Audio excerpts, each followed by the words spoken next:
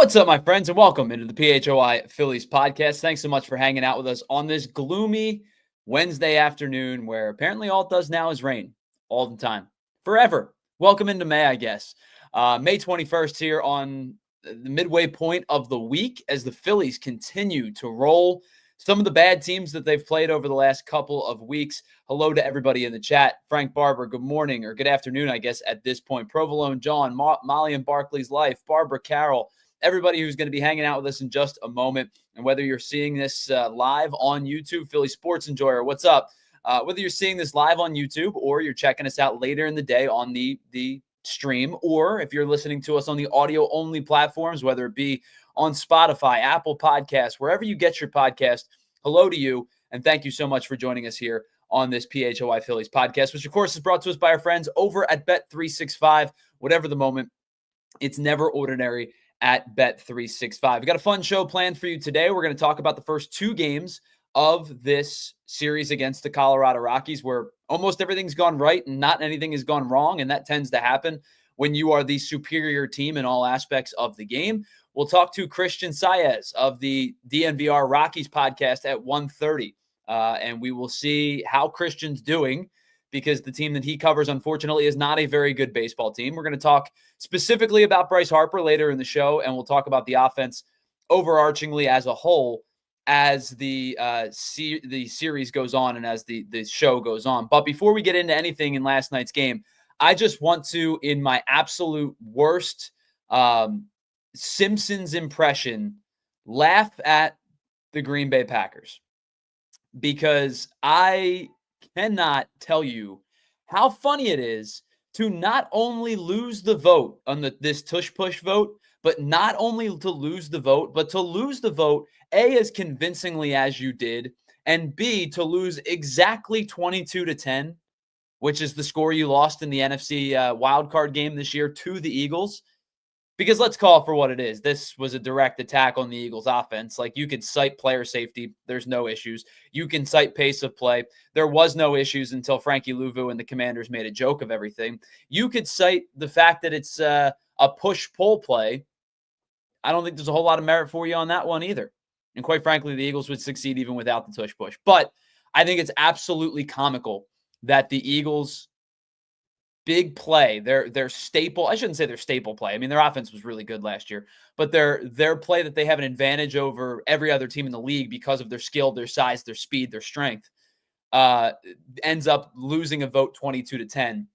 You can't make this stuff up. Whoever said sports was just soap opera, like real life soap operas, is 100% true. All right, so that's enough Eagles talk. You can hear more about that at 2 o'clock on the PHLY Eagles podcast. I'm sure Bo and Zach will break it all down. Let's get into the Phillies conversation at hand today, because the Phillies last night win for the 5th consecutive time. They have now taken their first 2 games against the Colorado Rockies in this 4-game series out in Denver. The first game, which we'll talk about in just a little bit, was a really weird first 5 innings. And that had the makings of one of those sluggish second half of the season last year games where the Phillies felt like they were a better team than the opponent that they played, and almost cost themselves a game. And it was a weird first 5 innings in Colorado, and then everything exploded for the Phillies, end up winning the game really comfortably. But last night they go in a much more routine fashion and beat the Rockies 7-4. Now, Max Luzardo gives up a pair of runs in the 9th, but it really didn't mean a whole lot. They still were going to win the game comfortably. They were winning 7-2 heading into the 9th. They win 7-4. And last night, I thought the story of last night probably was the offense, right? It was the fact that they had 17 hits for a second consecutive night. Antonio Senzatella had nothing. And they were saying that he was throwing 94, and it was funny because I thought Ben Davis brought this up a couple times. He's like, well, it's a really easy, it's a really fluid 94. And I was watching Senzatella, and it felt to me like his arm speed was so slow. And maybe that's intentional, but it felt like his arm speed was so slow. It almost looked like he was throwing 88. It really didn't feel like it was a effortless 94. Maybe it felt effortless because of the fact that the windup in his delivery wasn't particularly like mechanically taxing. But Antonio Senzatella had nothing yesterday. And you could tell, like, from the beginning of the game and really from all of the season, Senzatella has been really bad. He actually was pretty good in the first 5 innings against the Phillies the first time he faced them. But his numbers this year, they put up the batting average against each individual pitch, and it was like 300, 380. There was one, I forget what pitch it was, but he was opponents were hitting 424 off this specific pitch. Like, that is Taijuan Walker last year level bad. When the cutter was awful and the splitter was awful last year. That's how bad Antonio Senzatella's numbers have been this season. And so offensively, the Phillies did exactly what they were supposed to do, right? They picked up 17 hits. They scored 7 runs. They picked up 3 in the first. 7 pitches into the game, the Phillies were winning 1-0. It was a Bryson Stott got on. Trea Turner ground rule double, found some grass. I think that play probably gets made in a smaller, more condensed ballpark, but because there's so much ground to cover, Tyler Freeman wasn't able to get to it in right field, and then it ends up, bouncing and caroming into the stands, and they get a ground rule double. So second and third, nobody out, just like that, and then a Bryce Harper base hit, and the Phillies are on the board 7 pitches in. And Bryce Harper, who we're going to talk about a little bit later, is starting to heat up, and he got a base hit last night in the first, and he had one in Monday's game as well, where when a guy like Bryce Harper's going, those little, dinky, bleeder, fine-spaced, fine grass type things end up, going for him, as opposed to when he's struggling, when he hits the ball hard right at somebody. So we'll talk about him in a little bit as well. So the offense last night, 17 hits, 6 different Phillies had multi-hit nights. The only starter in last night's game that did not have a hit was JT Realmuto. Bryson Stott with 3 hits. Trea Turner, multi-hit night. Bryce Harper, multi-hit night. And Brandon Marsh has quietly put together a couple of good series in a row. I think he has 11 hits or something like that since coming back off the injured list. He had a good night as well last night. So collectively, it was a really strong offensive performance from a team that was facing a pitching staff and a starter, and specifically that's just not any good. But they did exactly what they were supposed to do, because the inverse, which is something we're going to talk about in the second segment, the inverse is they don't win these games and we're pissed off. The inverse is they drop Monday night, 3-1. And it was like, man, what a lifeless performance that was. But instead, offense comes alive. They score 1 in the 7th. They score 4 in the 8th and 3 in the 9th, or maybe it was inverse. But they scored 8 runs in the last 3 innings and ended up, cruising pretty, they ended up cruising pretty easily. So the alternative to this would be way worse. And so you can say, yeah, they're playing the Pirates. Yeah, they swept the Pirates. Yeah, they're playing the Rockies. But they're 5-0 in these 2-5 games, and you can't ask for anything else, right? They can't go 6 and -1. So everything that they've done so far to this point has been exactly what we could have asked for. But outside of the offense, and where I really want to kind of start today's show, is with Jesus Luzardo. Jesus Luzardo last night turned in another good performance. Jesus Luzardo has done nothing but pitch well for the Phillies since he's joined this team. He goes 6 innings last night. He gives up just 1 earned run, 2 hits, allows 5 base runners in total, and he strikes out 10 hitters. It's the second time this year that Jesus Luzardo has struck out double-digit batters in a game. He's not given up now in 10 starts. He has not given up more than 3 earned runs in any of his starts this season. He's only given up 13 earned runs in all 10 starts combined. He has a 1.95 ERA, which is now 8th across Major League Baseball, and his 67 strikeouts are tied for 10th across Major League Baseball. And both of those numbers, when I did the recap last night, I think it was 7th and 9th, but the Dodgers game had not ended yet. And Yoshinobu Yamamoto put together another good performance. The guy's just been unbelievable this year for the Dodgers, and especially for a Dodgers team that really needs some pitching because they're decimated once again with injuries. Yoshinobu Yamamoto put together another great performance. I think he was no-hitting the Diamondbacks through maybe 5 or 6 last night. Another really strong performance from him. So he slides above Luzardo in both of those 2 categories. But Jesus Luzardo, through his first 10 starts, has a 1.95 ERA. He has struck out 67 hitters. And again, both of those fall within the top 10, and the ERA is within the top 10 of qualified pitchers. So that in and of itself tells you how darn good Jesus Luzardo has been this year so far. But let me take it a step further. This one comes from Opta Stats, OPTA Stats, if you want to find them on Twitter. He is now the second left-handed pitcher ever in the history of baseball. The Phillies started in 1883. The league started a little bit before that. In the history of baseball, he is the second left-handed pitcher ever to go undefeated, post a 10-plus strikeouts per 9 ratio, and a sub-2 whip in his first 10 starts of the season. So not only has he not lost a game yet as a member of the Phillies, he also has an above 10 strikeouts per 9 ratio and the 1.95 ERA that we just talked about. He's the second guy ever. Anybody want to take a guess, if you've not seen this stat, at who number one is or who the first one was to ever do it? I'll give you a second. It's a pretty well-known household name, Hall of Famer. And no, it's not Steve Carlton, and I'll tell you that because that would be the lefty that I would think of, right? But the answer is Randy Johnson, back in 1995 with the Seattle Mariners. In 1995, Randy Johnson went on to be a 1995 All-Star. He went 18-2. He posted an American League best 2.48 ERA. He also led the American League in strikeouts with 294, in whip, in hits per 9, in home runs per 9, in strikeouts per 9, and in strikeouts to walk ratio. Oh, and by the way, he also won the American League Cy Young that year and took all but 2 of the first place votes in the 1995 American League Cy Young voting. And the funny thing enough, actually, the guy that finished in second would end up being a Philly. It was Jose Mesa, who was the closer of Cleveland at the time, finished in second place. So it was, I mean, the rare air that Jesus Luzardo has found himself in through the first 10 starts of the season. And now, listen, I am not going to sit here and tell you that Jesus Luzardo is going to end up with an 18-2, 2.45 ERA, 295, nearly 300 strikeout season. Randy Johnson was one of one. Randy Johnson, when he was at his peak, which was a really long peak, and it's no wonder he's a Hall of Famer, was one of the best pitchers to ever walk the planet. Once he figured out how to command the strike zone, it was over for the rest of the league.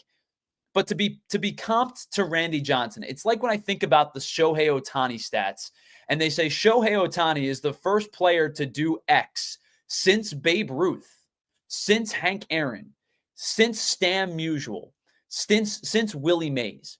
When you get into that era, that's like rare. It's a rarity to be compared to those type of players. And you're saying that Jesus Luzardo is only the second player ever to fit that criteria, and the other guy is Randy Johnson, who some would argue might be the greatest left-handed starting pitcher of all time. Certainly in the top 5 ever. But that's where Jesus Luzardo finds himself. And the funny thing is, and this is not the first time I've said this about Jesus Luzardo, but maybe it is to show the mettle of how good Luzardo is. The funny thing about all of this, I don't even think Jesus Luzardo had his best stuff last night. I thought Jesus Luzardo was really, really good. Last night was one of those nights where I really just think he was not at his absolute best, but he was when the Phillies needed him. Because quite frankly, he seemed to fight his command most of the night last night. And here's his pitch chart from last night's game. You can notice there's a lot, over the heart of the plate. And then the bigger thing is, check the fastball that's run all the way up to the top. Do you see the little circle? You don't, because it was not a very good, well-commanded pitch. Check the breaking balls down and away to lefties or down and in to righties. You can see that those circles aren't complete circles because of the depth in which Jesus Luzardo missed some of his location. They're not even fully in the frame because of their location down and away to a lefty or down and into a righty. And thank you, Joe. We can take that down now. I appreciate it. The point of that is to say, I don't think his location was particularly strong last night, and he was still ridiculously good. His stuff was there enough to get ahead, to pull ahead when he needed to pull ahead. He pitched with purpose when he needed to pitch with purpose. Last night, I thought his best pitch was his fastball. He ended up using it over more than 50% of the time. He threw it 57 times in his 105 pitches that he threw. I thought his fastball was his best pitch. I thought the second best pitch that he threw last night was the changeup. More on that in just a little bit. But his two pitches that he's relied upon really heavily as out pitches are the sweeper against lefties and the slider against righties. Now, he's starting to use the sweeper a little bit more as the season goes on against righties. I think eventually he's going to phase that. I don't want to say phase the slider out because it is that really tight, tight spin, heavy gyro type slider. But he's now using the sweeper a little bit more against righties than he did early in the year, where he was using the slider to set up the pitch off the righty's back foot and then using the sweeper down and away to lefties as the traditional same side breaking ball. But I don't think either of those two pitches last night were as crisp as they have been throughout most of the year. It really kind of felt like he was fighting himself a little bit. And even it's the second time I've mentioned him in the first 16 minutes. Ben Davis brought it up last night on the broadcast that he said, and I didn't notice it until he mentioned it, and then I started looking for it.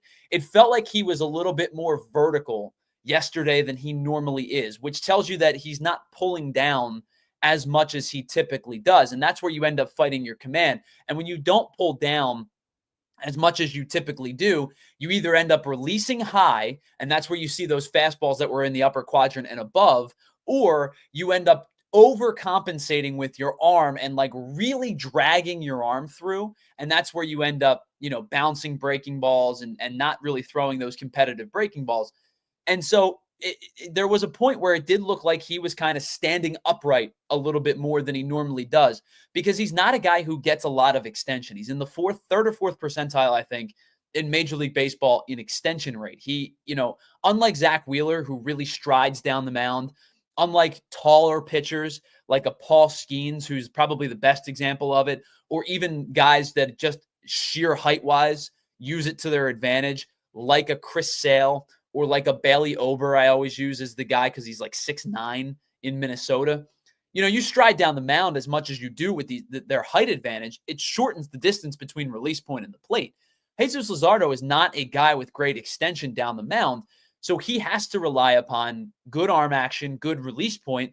And last night, he didn't have his best arm action or his best release point on those breaking balls, and he was still really good. So all of this is to say, he fought himself a little bit last night and was still in complete control for a majority of the game.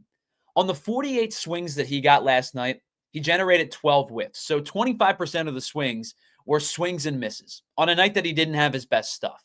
29% of his pitches were either whiffs or called strikes. And that's despite the fact that he was only in the zone 48% of the time in yesterday's game. He threw less than 50% of his pitches in the zone. And I think that was due in large part to the pitch that I mentioned earlier, which was his changeup. I thought it was his second best pitch last night behind his four-seam fastball. He went to the changeup more heavily than he normally does. He threw it 22 times yesterday, and that was probably a factor of the sense that the Rockies threw a lot of right-handed hitters at him. So he went heavy changeup as opposed to when he faces lefties and going heavy sweeper as instead. So he went heavy changeup instead. And on those 22 pitches that he threw, 22 changeups that he threw, he got 10 swings. He gave up one batted ball. He also got 5 whiffs on those 10 swings. So that means 9 out of the 10 swings that he generated on the changeup were either whiffs or foul balls. There was no good contact, except for the one ball that was put in play was hit at about 97 miles an hour. There was no contact to be made, period, against the Rockies who used that right-handed heavy lineup. And the fact that only 32% of his changeups were in the zone last night, he was using it to get bad swings down and in, down and away, just burying it, down in the zone, using it to fall off the table, using it as that tumbling vertical action pitch that really allowed him to set up all of his other pitches, especially on a night where his breaking balls weren't as sharp as they have been throughout most of the season. So I thought the changeup last night was probably his second best pitch. The fastball was the best, but again, another excellent performance from Jesus Luzardo, who just continues his torrid stretch to start the season. He's now 5-0 in 10 starts, and above. Again, we talked about he's in the I apologize. He's in the 7th percentile now in extension rate, but His expected numbers are excellent. His fastball velocity is excellent. He's getting a lot of chase. He's getting a lot of whiff. His strikeout rate is high. His walk rate's above average. He's not getting barreled a ton. Everything that Jesus Luzardo has done since joining the Phillies has been a positive. And because of that, the Phillies are better because of him. And we've talked a ton about Starlin Caba. He might be a very good major league player. He might not. But this deal right now for the Phillies was more than a win through the first 10 starts. All right, let's take a break. On the other side, we're going to talk to you. There was a comment by Barbara Carroll earlier in the chat that I do want to get to. We'll do our chat conversation as well in this segment. And then at 1:30, we're going to check in with our friend Christian Saez from the DNVR Rockies podcast to talk about this series and to talk about the Rocky season so far. But let's pause just for a second and tell you about some of our friends here at PHLY.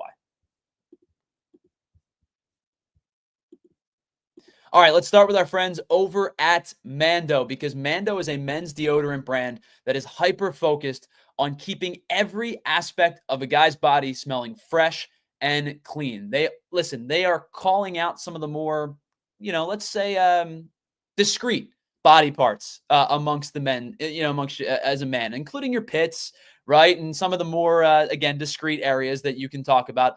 They're going to try to get you smelling as best as you possibly can, because not just smell.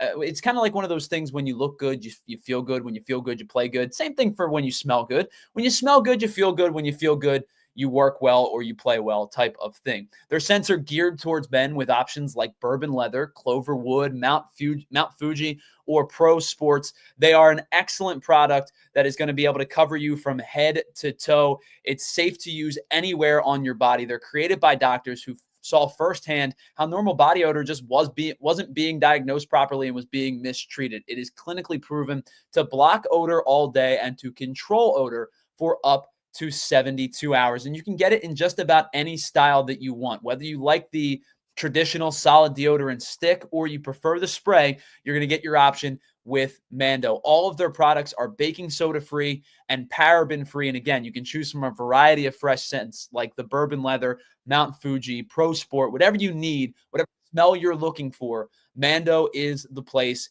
to go. And again, created by doctors who firsthand saw that normal body odor was just not properly being treated and diagnosed. So you can get in on all of the action with a Mando starter pack. It's perfect for new customers. It comes with a solid stick deodorant, cream tube deodorant, and 2 free products of your choice, maybe a mini body wash or deodorant wipes, and free shipping as well. So you're going to get that new customers are going to get $5 off that starter pack with the exclusive code PHLY at shopmando.com. That equates to over 40% off your new starter pack. That's shopmando.com, shopmando.com.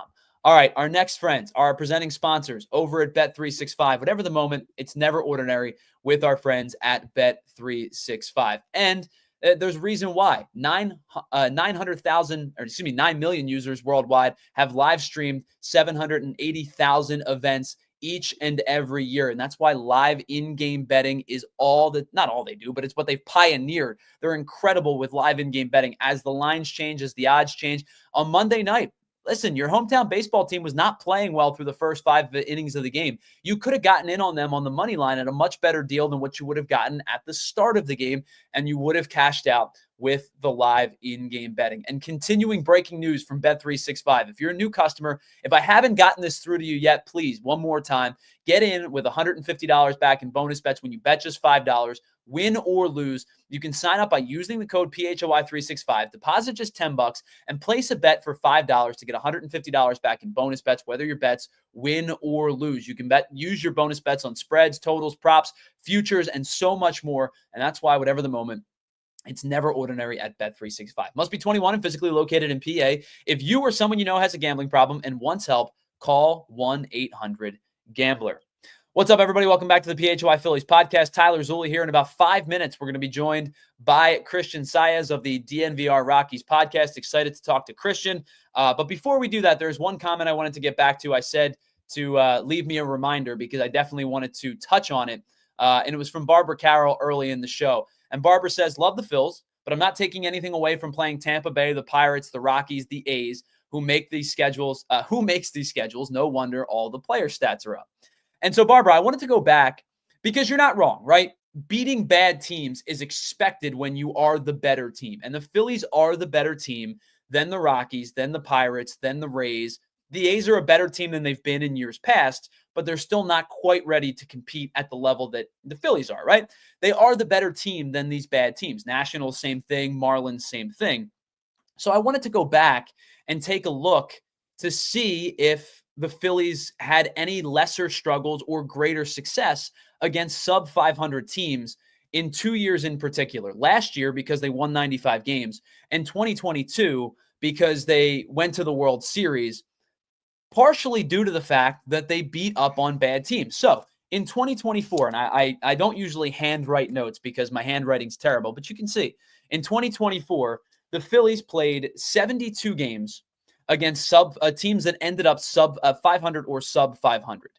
They ended up going 46-26 against those sub 500 teams. It's a near 64% winning percentage, which is almost 8% higher than what they produced as a whole, winning 95 games last year. So, yes, I understand that playing bad teams is you're expected to beat those bad teams. But as I mentioned earlier, the inverse is if you drop a series to a Pirates, right?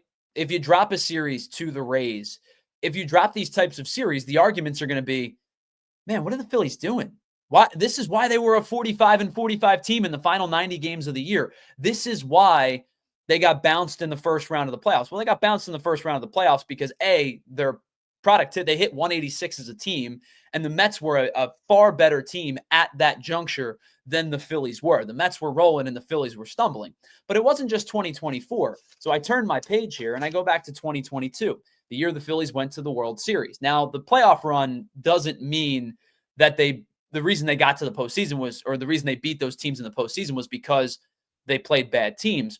And the structure of the schedule was a little bit different in 22 as it is to this year and last year, where it was less of a balanced schedule. So there were 4 teams that finished at 500 or worse that the Phillies didn't play in 2022. But they played 87 games against 500 or worse teams in 2022. They were 21 games over 500 against those teams. 54-33, which is good for a 62% winning percentage against teams that were under 500. And 28 of those 54 wins came against the Marlins, who they have struggled with in the past. They were 12-7 against them, and the Washington Nationals, who they went 16-3 against in 2022. Those things, listen, you play who you play when you play them. And I understand you're not going to sit here and say, you could still say, I want to see what happens in the postseason. I want to see what happens the next time they play the Mets. I want to see what happens the next time they play the Braves. All of those feelings are valid because of how last season ended. I'm not discrediting that. But you have to beat these bad teams and stack these series wins now because the schedule in June and July does become much more difficult. You're going to play more playoff teams. You're going to play teams that are going to fight for postseason berths in the months of June, July, and into the trade deadline. So stacking series wins now against teams that are not as talented as you are just as important. All right, coming up on the other side, we're going to do a little bit of a PHLY DNVR crossover as we talk to our friend Christian Saez from the DNVR Rockies podcast. But before we do that, we're going to pause just one more time and catch up on some of our ad reads here at PHLY. All right, listen, sometimes you need the home field advantage. Your hometown teams do all the time, whether it be the Fightins or any of the other teams in Philly. And just like that, you need the home flooring advantage. And Empire today are the pros that will give you that home flooring advantage. And why is that? Because they're flooring experts. They have dedicated flooring professionals who solely focus on flooring each and every day. Listen, we've all been to those big box stores. You wander the aisles aimlessly. Maybe you find somebody to give you a hand, but they're not a flooring expert. They're a do-it-everything, a little bit of a handy person, if you will, but they're not flooring experts. And you walk out feeling a little underwhelmed. You walk out feeling like you did not get the best experience you possibly could. That's where Empire today comes in. They are your best bet for new floors because they live and breathe flooring, and they're going to be with you every single step of the way. Their flooring experts will bring the showroom right to your home, help you pick out the right flooring and the right colors for your space, and you're going to see exactly how your new flooring is going to look with your furniture in your house. They'll take precise measurements and give you all of your questions answered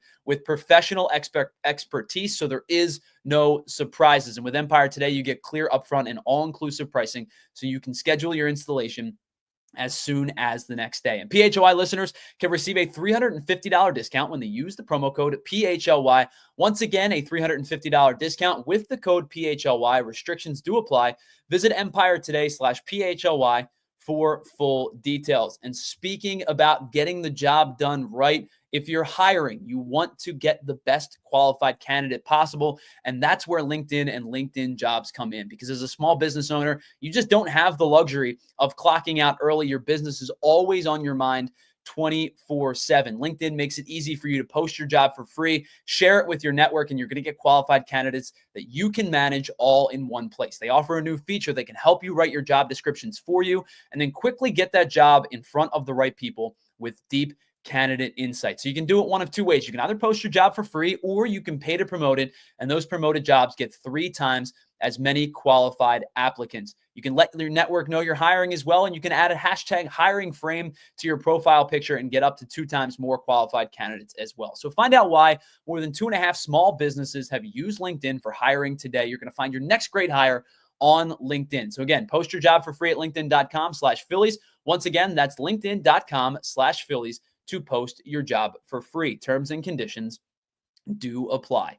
Welcome back to the PHLY Phillies podcast here on the PHLY network. Of course, presented to us by our friends over at Bet365. Whatever the moment, it's never ordinary at Bet365, and it is time for an all-city network crossover as we welcome our friend from the DNVR Rockies podcast, and that is our buddy Christian Saez. Christian, first and foremost, thanks for taking some time to join us today. Welcome to the program, and little all-city crossover today. This is fun. Yeah, I love it. I was actually just doing a PHNX Diamondbacks crossover just a couple days ago when the Rockies played the D-backs. So it's nice to kind of make the rounds. But I want to start, though, by going back to what Barbara was saying, because she was talking about your guys' schedule.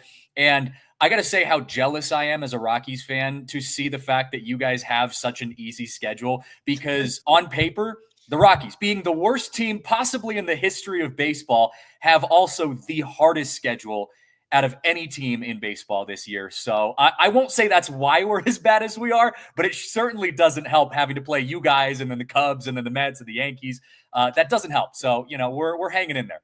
I think the unfortunate nature for the Rockies is they are amongst the worst teams in the league, playing in perhaps the best division in baseball. Yeah, exactly. I mean, I look at the teams above us, and I made the joke to our friends over at PHNX saying, hey, you guys are kind of, close to us in the standings. But if you look at the actual standings and you look at what the NL West is, every single team is above 25 wins. And, you could say that all of the teams above us could possibly be a playoff team in their own right. And then the Rockies are down at the very bottom with a mere 8 wins. But there's nothing really going right for the Rockies this year, whether it's the schedule, the division, or just the fact that we're playing some of the worst baseball I've ever seen in my life. So we're getting through it. So to put it nicely, and I think you said it. So I'm gonna play. It's like when you talk about, I can make fun of my sibling, but if you make fun of my sibling, we're gonna have problems. So you put those words out there. So I'll follow up. It is some rough baseball, I'm sure, to cover. They're 8-40, minus 153 run differential. They're almost 7 games back of the White Sox for the worst record in all of baseball. So I want to ask you, I enjoy your guys' show tremendously. You and Spence and everybody else that's on the show. You guys make it fun to be a Rockies fan in a tough season to be a Rockies fan. So let me ask you, as somebody who covers this team on the daily, what do you do to keep it exciting? What do you do to make it an enjoyable product for not just the viewers, but for yourself, who's talking about them for an hour every day? Yeah, look, I mean, it's definitely challenging. Obviously, I would love to get to, show up every day and talk about a possible 100-win team or even a team that's relevant by the month of September, but that's just not the reality that we live in. But I will say, the fact that the Rockies are not just kind of averagely bad, but they are historically bad at this point almost makes it more engaging, let's just say, because you should know this if you've been around baseball for a while. The Rockies are one of those organizations that are very, very stubborn in how they do things, how they operate as an organization. So the fans and also the media who's analyzing the organization, I think has this feeling, this understanding that like for there to actually be hopefully positive change down the road, the team has to be at a level of bad that we've never seen before. And I think we're starting to see bits and pieces of that. And I think the biggest thing for us is the fact that we're starting to see less and less people showing up to games, even in big series like this. I mean, we had 24,000 people, at the ballpark yesterday, which I know to a lot of other teams, that sounds like a lot. But in the past, when the Phillies have come into town and played the Rockies, you're looking at 34, 35,000 fans, showing up to the games. Now we're starting to see the attendance dropping a little bit more. Obviously, our TV revenue is way down. So there are changes that are being made. So I think from a fan perspective, you kind of look at it from that lens of like, if we're going to be bad, at least we're really bad so that hopefully changes are made down the road. But also at the same time, knowing the fact that we're not going to be a playoff team anytime soon, you kind of just have to laugh it off, right? Like I can't take it too seriously. This is a team that's on pace to be the worst team in the history of baseball. And so you kind of just have to, I can't really say find the silver linings, but you kind of have to find a way to have fun with it. And so I guess that's what we're trying to do, but it's a hell of an experience we've got going on out here in Colorado.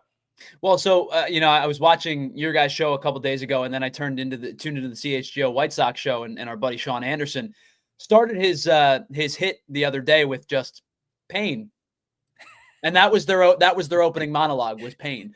But one of our commenters puts Futz puts in the chat, as somebody who sat through the process with the Philadelphia 76ers. Listen, my friend, sometimes it doesn't always reap the rewards you hope it does. But I get your point of saying, sometimes you do need to bottom out to kind of ascend once again.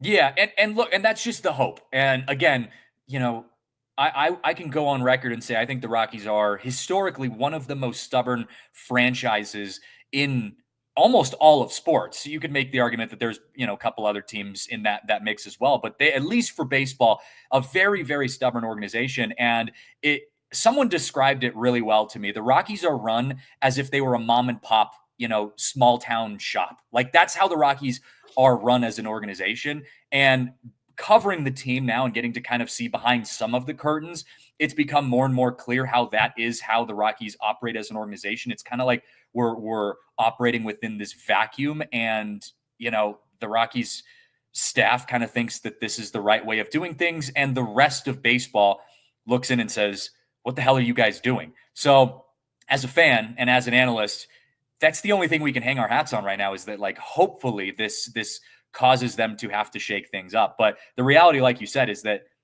we could be in the same exact position 5-10 years from now, having the same conversation. But, what else are we supposed to say? This is all we have to look forward to. So hopefully this causes some change.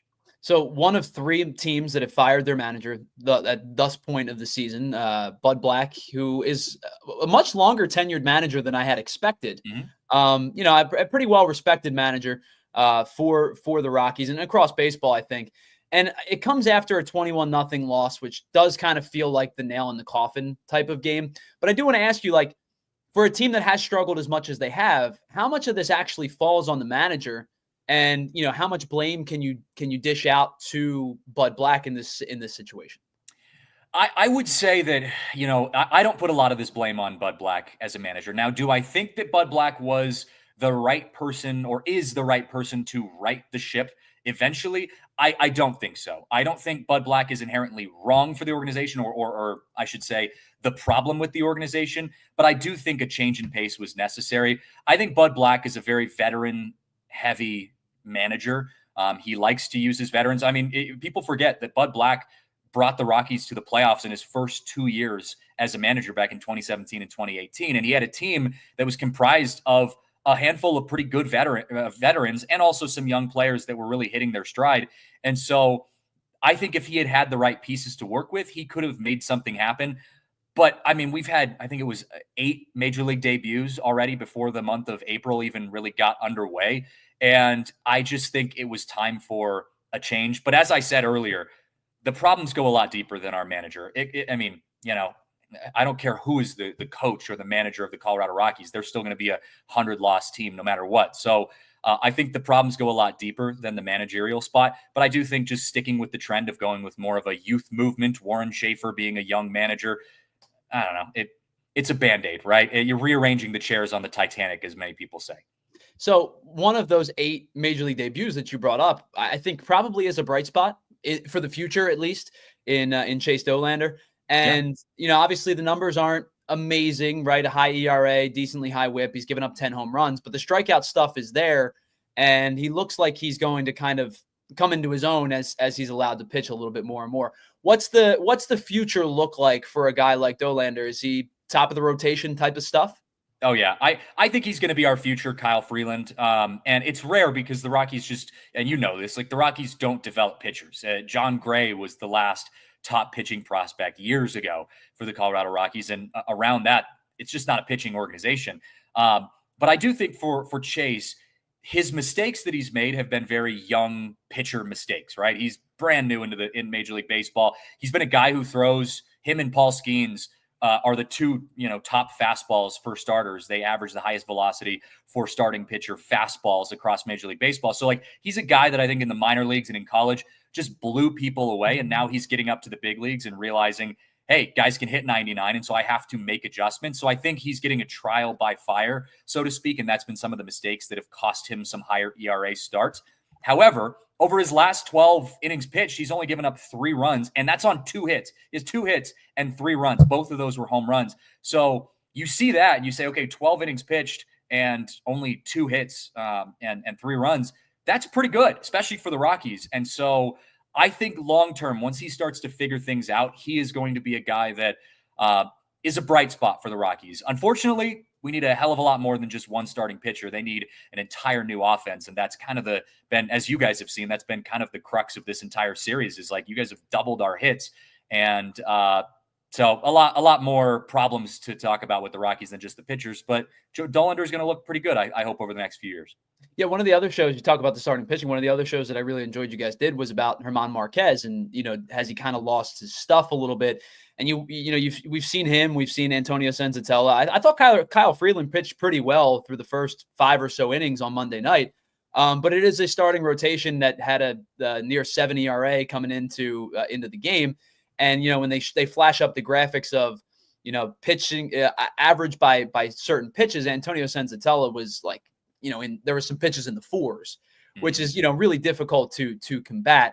I know it's hard to sell a free agent starting pitcher to pitch at Coors Field. It's just not a place to entice a free agent starting pitcher. So is this one of those situations where it's kind of, we're just going to have to build through the draft and through our scouting department and develop some of these young guys into, middle of the rotation type of starters and hope they want to stay? Yeah, it's so funny you bring that up because that's such an interesting dynamic that we have within the Rockies organization, because you're absolutely right. Pitchers do not want to sign in Colorado, not just for the elevation, but also the fact that the team is terrible and the team has a history of pretty much being really bad in the development and the research and the statistics category and all the data and the analytics. All of those things, the Rockies have been years, almost decades behind when it comes to the rest of the teams in Major League Baseball. And so there's a lot of different factors that I think would, cause a pitcher, reliever, or starter to not want to sign in Colorado. So by nature, the Rockies almost have to be a draft and develop team, right? Like that's kind of just what you end up becoming when you can't get free agents to sign with your ball club. But the issue with that is the Rockies historically have been in the bottom. I think they're one of the bottom 2 teams when it comes to drafting and developing. And they pride themselves in being a draft and development team, and yet they're one of the worst teams when it comes to drafting and developing. And so I get kind of fired up when I talk about this kind of stuff because, again, this is the vacuum that the Rockies organization lives in, where they say, well, we're a draft and development team because we can't go sign free agents. Well, but you still suck at drafting and developing. And so I don't know which they try to fix first. I don't really foresee a future in which Dick Mumford goes out and spends a ton of money on especially free agent pitchers just because of the PTSD that Rockies have with signing Chris Bryant, all that money, and him being kind of a toss-away player at this point. So I think they're a little shell-shocked when it comes to signing free agents. So you're just kind of hoping that your drafting and development system all of a sudden just picks up. I mean, that's really where we're at. It's kind of bleak, but it's a very tough dynamic that we're in here. Well, and as I look at the top 10 or so prospects for the Rockies based on MLB.com, as we talked about Dolander's, pitching in the big league, Zach Veen is a guy I know you guys are very, very high on. Carson Palmquist, who will get the start tonight for the Rockies. And then Yanquiel Fernandez is probably the most intriguing one for those that love the minor league system, because a ton of power a couple of years ago. I think maybe 12 or 13 home runs last year as he kind of ascends through the minor league ranks. But the guy clearly has popped. 21 and 25 home runs in 22 and 23. It feels like they have a group of young prospects at the top that should be able to help this team in the next 2 calendar years or so. It feels like that, but also I just wonder if it's enough, I mean, because again, you're looking at a team that's on pace to be the worst team ever in baseball. And so and offensively, defensively, even, pitching, relief, whatever it is, you can kind of go through the list and all of them are at the bottom, category in Major League Baseball. And so, I would love to say that our minor league system is deep enough to eventually supplement the categories that are lacking on the big league squad. And maybe that will be the case.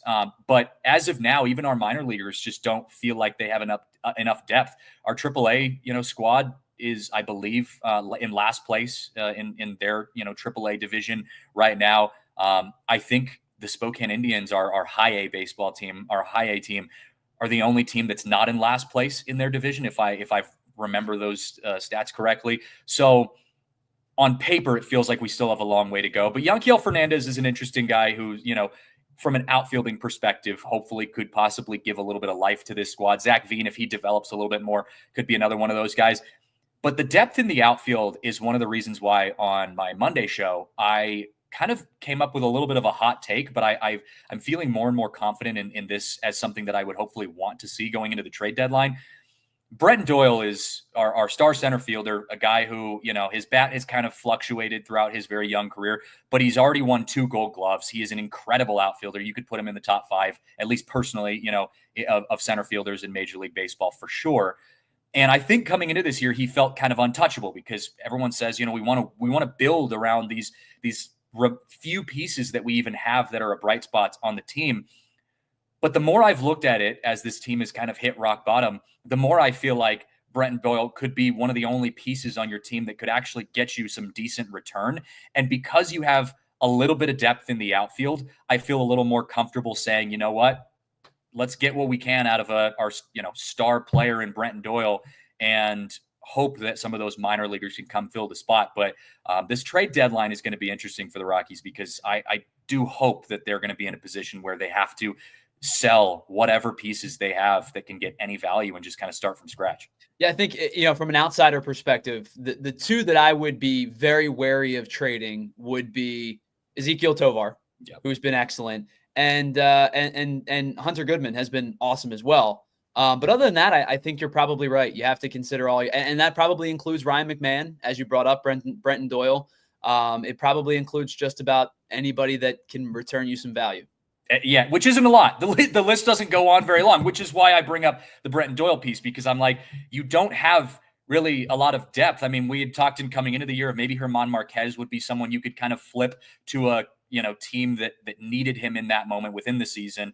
And he's at the point where I don't know if he even makes it through the season, on the Rockies. And so you're very limited. Jake Bird in the bullpen, I believe he's pitched, I think, 1 game so far here in this series. He's been a bright spot, very, very good, has a sub-3 ERA out of the bullpen, has pitched in some high leverage situations, has got some long relief innings, and he's one of the top relievers in the National League currently just on paper. And, so you look at him and I'm like, they need to be trading him, but there's probably a list of maybe 3, maybe 4 guys on the Rockies that could possibly get something from some value out of going into trade deadline. So a lot of stuff to talk about on that front. But, I will say, just kind of changing gears back to your guys' situation, playing us. I said this to the Diamondbacks. I'll say this to the Cubs when we play them.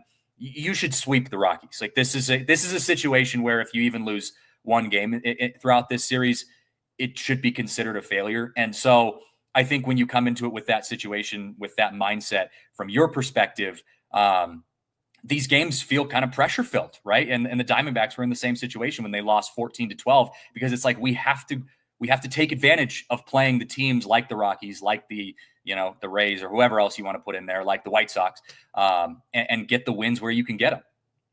Christian, can't thank you enough for taking some time to join us. You guys have done an excellent job this year. I know it is a difficult task to cover a team that is struggling, but you've made it fun. You've made it entertaining. I enjoy watching you guys. I learn a lot from you guys. I check in a pretty decent bit, but you guys have done a really awesome job on the DNVR Rockies podcast of keeping things fun, keeping things entertaining, while it is a little bit of a struggle season.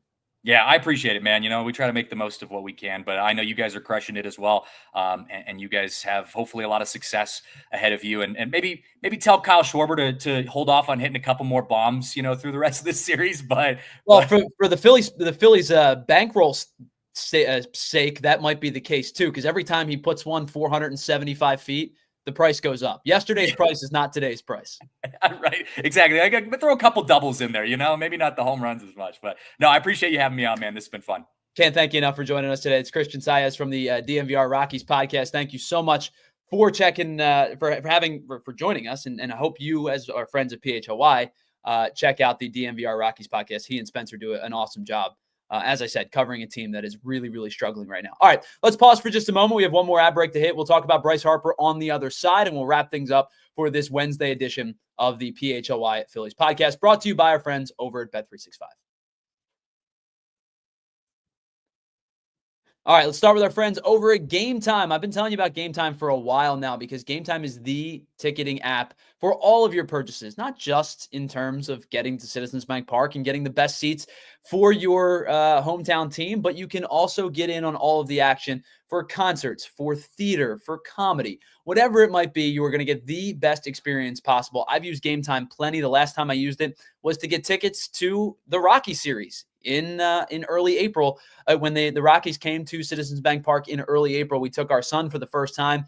At the time, he was like 4.5 months old, so we wanted to make sure we found comfortable seats. We wanted to make sure we found shade, and we wanted to make sure we were in a spot where he was going to be as comfortable as possible. And that's exactly what we did with the Game Time app, because you can use the 3D view to see exactly where your seats are going to be. You're not going to have to worry about, am I going to sit behind a pole? Am I going to be baking in the sun? That's the one thing with Citizens Bank Park. It's a beautiful ballpark, but there's not a lot of space to hide from the sun on a sunny day. So you use that for the best chance possible of finding the seat that you're exactly looking for with the customize your spot feature. They also offer last-minute deals. You can save up to 60% off buying last-minute tickets for sports, concerts, comedy, theater, whatever the case may be, and you're going to save even more when you choose a section and let Game Time pick your seats in their zone deals. Your purchase is covered also with the most flexible customer service policy in the ticketing industry, thanks to the Game Time ticketing app. So whether it's a job loss, an event cancellation policy, whatever it might be, you can take the guesswork out of buying tickets with Game Time. So download the Game Time app, create an account, and use the code PHLY for $20 off your first purchase. Terms apply. Once again, create an account, and your first purchase with the PHLY promotion code is $20 off. Download the Game Time app today. Last minute tickets, lowest prices guaranteed. All right, speaking about saving money, how about Monarch Money? It's always important to worry about your finances. Listen, none of us have enough money these days. And when you have your money, you want to make sure that you're saving properly and that you're tracking your spending properly, because it's so important to stay on top of your finances. And whether you're thinking about saving for a home, a car, you're thinking about retirement. For myself personally, I brought up my son, right? Just recently, we just opened up a couple of accounts for him to make sure that he's set up for his future with college or whatever extra education he wants to go to, because let me tell you, that stuff's expensive, my friends. So, and it's only going to get worse as we go on. So if you want to stay on top of your finances and track your spending, Monarch Money is the app that has you covered. You can manage your finances to build the life that you're looking for. And whether it's not just about managing your money, it's for all of your life's biggest decisions. It's your accounts, your credit cards, your investments, all in one place. You're going to know exactly where your money stands without any of the hassle. Monarch Money is the finance tool that people actually love, and it's been named the Wall Street Journal's best budgeting app of 2025. And it is the top recommended personal finance app by users and experts with over 30,000 5-star reviews. So get control of your overall finances with Monarch Money. Use the code PHLY at monarchmoney.com in your browser for half off of your first year. That's 50% off your first year at monarchmoney.com with the code PHLY. Thank you so much again to our friend Christian Saez for joining the show from the DNVR Rockies podcast. It's the PHLY Phillies podcast brought to you by our friends over at Bet365. Again, hello to everybody in the chat. Filthy, K-Red, Provolone John, Futz, Peeling Onions. Who else did I miss? Chris Miller earlier in the show. Barbara, a couple of Barbaras early in the show. Who else? It's pretty much it. Appreciate all of you for joining us today. Oh, Molly and Barkley's Life. Thank you for hanging out with us early. Everybody that's with us, really appreciate it. And of course, a big thank you to Joey for producing today's show as well. Before we get out of here, the last thing I wanted to, and Frank Barber. My apologies to Frank Barber as well, who was in the chat earlier. I apologize. Frank Barber as well. Peeling Onions, yes, we know you are secretly John Kruk. We'll have you on the show one day if you are secretly John Kruk. Anyway, let's talk about Bryce Harper before we get out of here. We got a couple of minutes left. We're going to run into overtime just a little bit. But Bryce Harper has been much better as of late. A couple of weeks ago, we had a pretty candid and lengthy discussion about how much patience you have with Bryce Harper. And I told you not to worry. Don't feel overstressed about the fact that Bryce Harper wasn't hitting at the time. He wasn't hitting well. I mean, and that was truthful. Like, it wasn't a lie. It wasn't an overstatement. It wasn't a hot take or trying to do any kind of engagement farming of any kind. He was not hitting well in the month of April. And quite frankly, more than that, he just felt uncomfortable at the plate. He felt like he was behind in a lot of counts. Now, he's still whiffing a ton, and that hasn't changed, but the numbers have gotten much better. So through the end of April, he was hitting .234 and had a sub 800 OPS. But the one thing that I said to keep in mind was twofold. Actually, it was two things.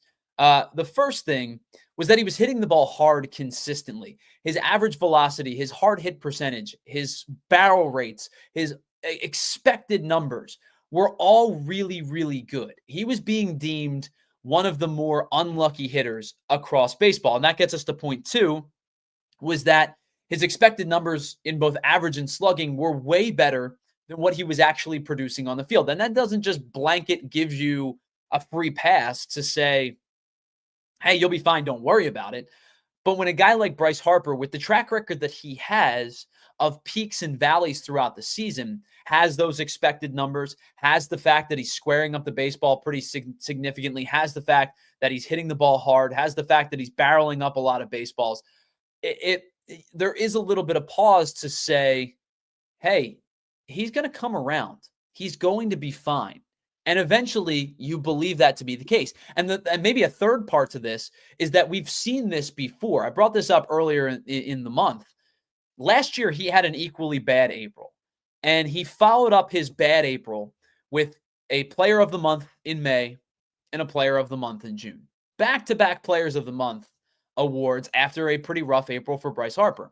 And this year's no different. Since the calendar flipped to May, I don't think he's going to win, National League Player of the Month. But since the calendar flipped to May, and even more as more recently as the Cleveland Guardians series, Bryce Harper's been way better than he was in the month of April. And before we go any further, we're going to continue this conversation in just a second. Shout out to everybody who's watching on all of our streaming platforms, including our Roku and our Samsung TV. Head on over to allphly.com to watch the rest of the show, because it is now officially time for overtime.